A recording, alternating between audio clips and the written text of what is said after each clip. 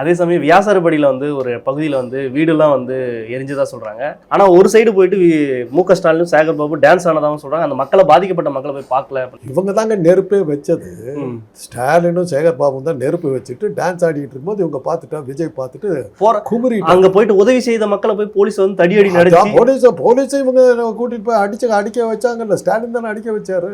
கதை அளக்கிறதுன்னு ஆரம்பிச்சாச்சு. போயிட்டு இருக்க வேண்டியதானே, விட்டு ஆட்டுங்களேன். என்ன ஆத்துல வெள்ளம் ஓடுது, நாய் நக்கி குடிக்க வேண்டியதுதான். போயிட்டு சொல்லுங்களேன், கேட்க வேண்டியது. ஒரே ஒரு விஷயம் உங்க சேனலுக்கு நான் சொல்லிடுறேன். நீங்க நினைக்கிற அளவுக்கு மக்கள் முட்டாள்கள் அல்ல. உங்கள் சேனலுக்கு சொல்ல வேண்டிய அடிப்படை இது. இதெல்லாம் ட்ரை பண்ணாதீங்க. நான் சீக்கிரம் கலையடி. ஒரு அளவுக்காவது நேர்மை இருக்கணும். இல்லாட்டி போல கஷ்டம்.